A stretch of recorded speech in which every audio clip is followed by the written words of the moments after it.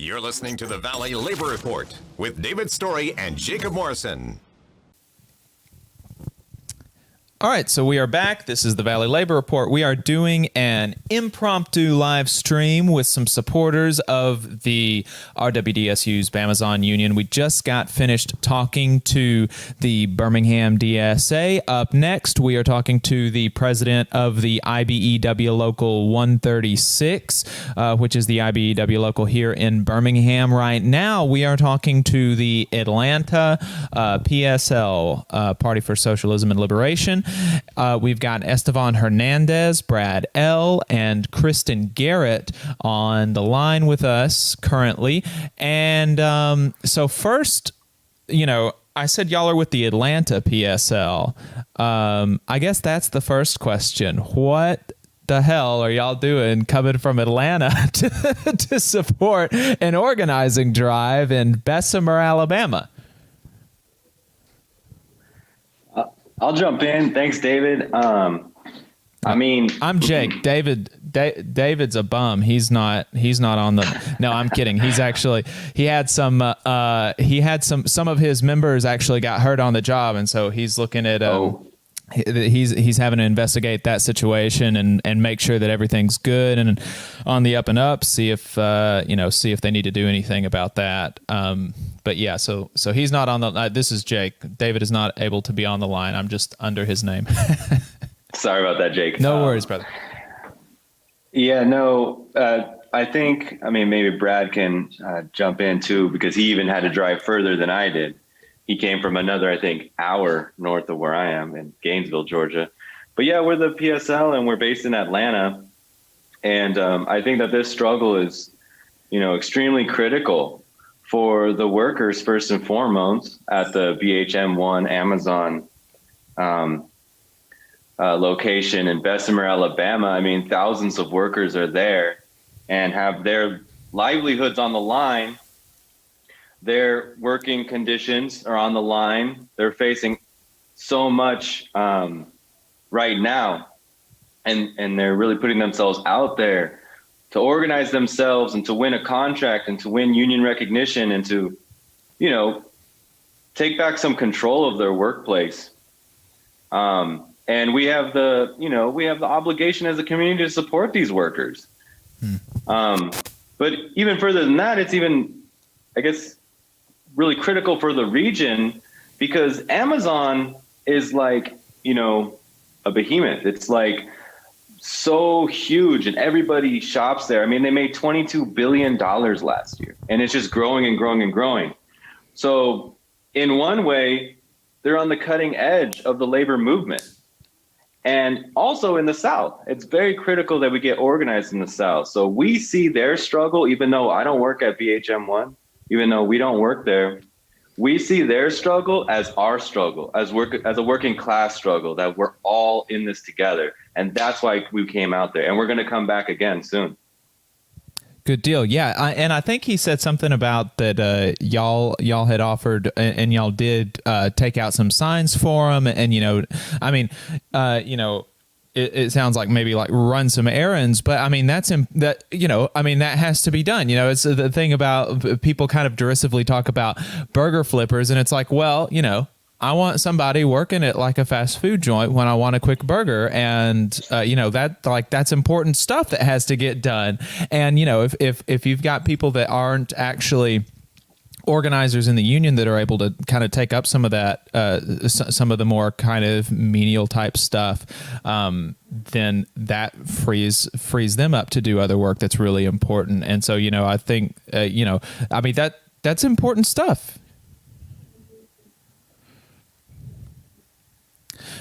So is this kind of normal operating procedure for PSL? Like, I think most people are a lot more familiar with DSA, and I know that this is kind of fairly standard operating procedure for them, but most folks aren't going to be aware of PSL. So is this like normal operating procedure for them? And then maybe you can kind of go into like what PSL is about and what kind of their mission statements are and what they kind of do.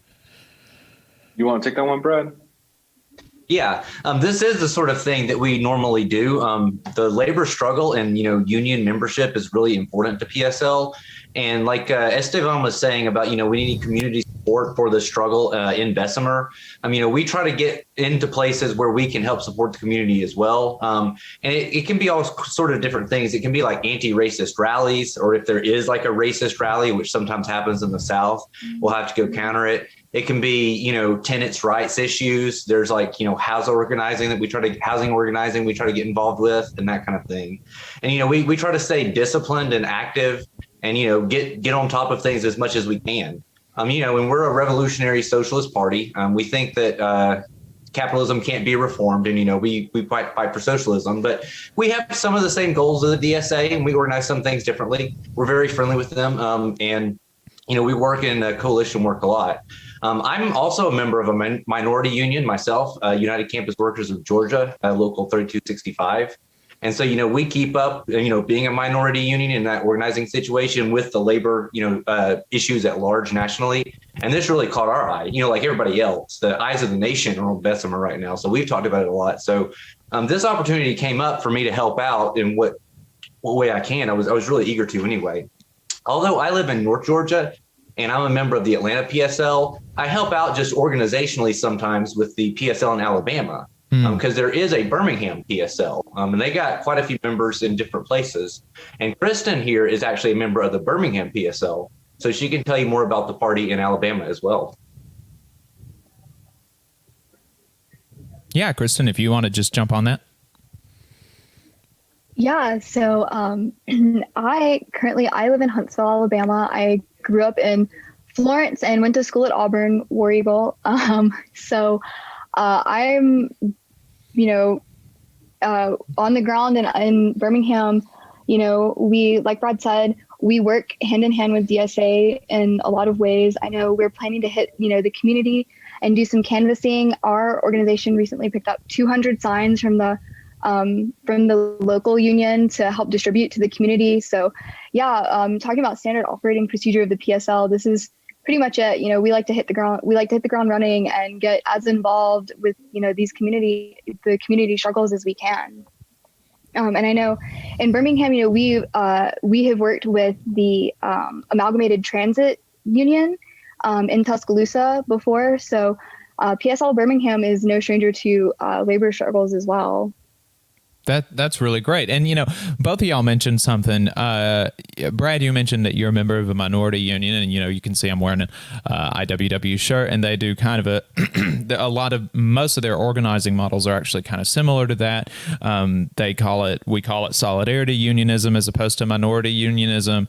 But the CWA has a very similar model there. That's what they're trying to go for with Alphabet Union. And you mentioned that you're from Huntsville. That's where I'm at. I'm a member of AFGE Local 1858 up there. And, I know that every time, union folks get help from the community, from other organizations, from allied organizations, it really means a lot, and folks don't forget it. So, y'all were,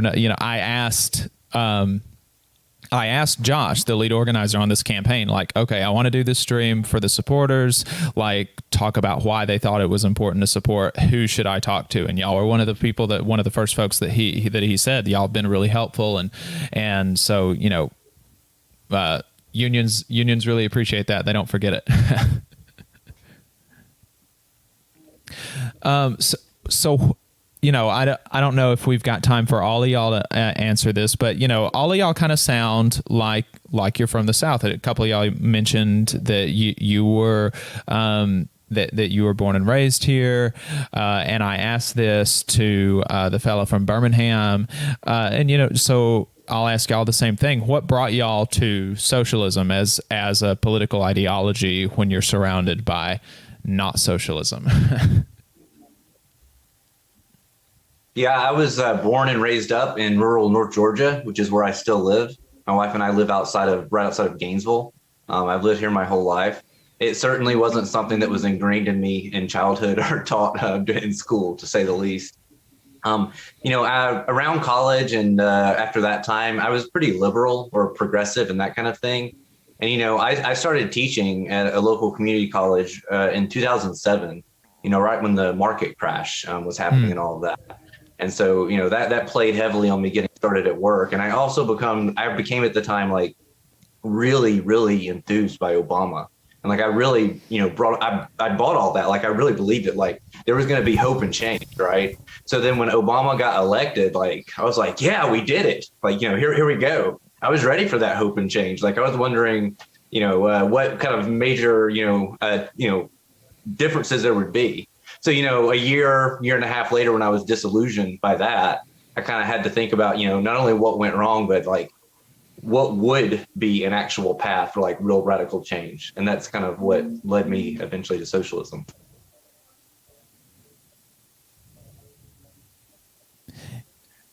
Esteban. I appreciate it, Jake. I'm not actually from the South. Okay. But I don't know, Kristen, if you want to go for it. Yeah. For me, kind of similar to Brad. I grew up actually in a smaller town outside of Florence called Killen, Alabama. Real rural.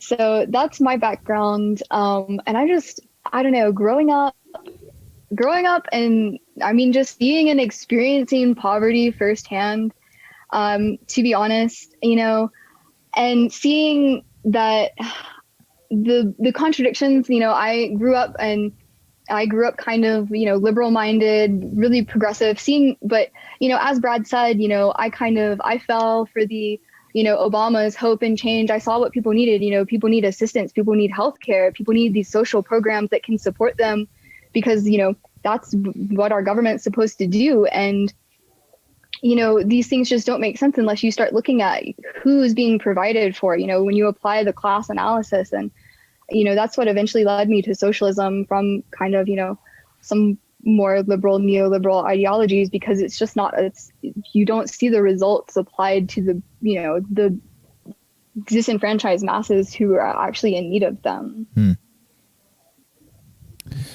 Well, so as we're wrapping it up here, is there anything, did y'all have any closing thoughts on why it's important for socialists, for not socialists to support this organizing campaign and any other organizing campaign? And then where can people find out more about PSL in general and PSL Atlanta in specifically? I'll say a couple things that I think it's important to note that we've been talking about workers' rights at Amazon, and there's other workers who are on the front lines trying to organize in places that haven't been organized. Places like Walmart. I mean, the Walton family and the profits that Walmart generates are absolutely enormous. And the idea that the workers who make these places run have to receive poverty wages and have low working conditions, I mean, it's absurd.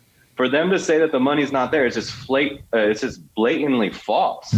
There's other industries as well that are organizing. And also the point that people have been making about the Bessemer struggle, BHM1, Amazon plant, is that workers' rights are also civil rights.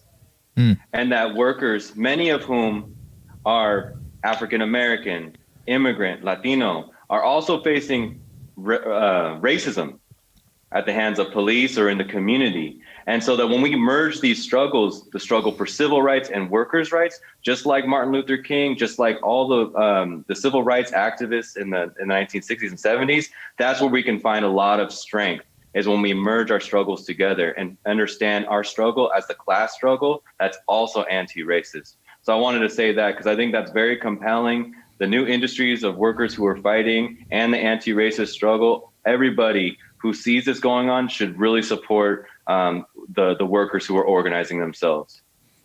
Yeah, well, two things that you mentioned there are things that Big Mike talked about on our show. Exactly. You mentioned that, it doesn't make sense that these people are making so much money for these companies and they're not the ones getting it. With Amazon in particular, Amazon is like the poster child for huge companies that have profited from the pandemic. And they don't even have that meager kind of hazard pay anymore. And Big Mike talked about how, conservatives a lot of times will talk about trickle down. And, the real trickle down is when people in the community actually get more of the value that they create. And then you also talked about how, this is really about a fight for civil rights as well. I mean, that's, most people don't know this and it's for a reason. But, Martin Luther King Jr., when he died, his project was tying the fight to for civil rights to a fight for economic rights, and that he was in Memphis supporting a sanitation workers strike, and he died after that, and there's a reason for that, and that's why that link is so important. Brad, y'all have anything else to add to that? I've seen many publications with headlines stating that Alabama is such an unlikely, quote, place for the struggle to be taking place. And I just find that honestly quite offensive, because Alabama has such a rich history of social organizing and civil rights organizing, labor organizing, wonderful communities that come together to, really do right by each other and show that it's, it really isn't right for these people to be putting money, hand over foot into the pockets of these CEOs while they're barely making enough money to keep them, to pay their rent and put food on their tables. And Alabama, it has always had that strong civil rights history, especially even in Bessemer as well. One of the speakers who spoke at the rally Saturday reminded us that Bessemer has always been a union town and will always be a union town. So I feel like that's incredibly important to remember. Mm-hmm. One of Birmingham DSA's signs that they put up around Bessemer said, unions built Bessemer, and we need more of them. Basically, that's not exactly it, but that said unions built Bessemer, and that's important and that's true. One of the folks that I've been citing is Dr. Robin Kelly. He wrote Hammer and Hoe. And, around the Depression era, there were more dues-paying Communist Party members than there were members of the NAACP, and they were all black sharecroppers. So, just to wrap up, where can people find out more about the PSL and PSL Atlanta? Can you take that, Esteban or Kristen? My dog is barking. Yeah, we're all over social media, whatever platform people prefer. Specifically here in Atlanta, our handle is Atlanta PSL, and our website, which everybody should check out this website. I think liberationnews.org. We have frequent reporting, daily reporting from the worker struggle all around the country. It's really a top-notch website, including a recent report on the BHM1 rally to initiate the organizing drive and the vote. So I would definitely tell people to check that out, liberationnews.org. All right. Thanks so much for talking to us, y'all. We really appreciate it. We've been talking to folks from the Atlanta PSL and the Birmingham PSL. That's Party for Socialism and Liberation. Up next, we're going to be talking to Ross Robertson. He's the president of the IBEW Local 136 here in Birmingham. We will be right back.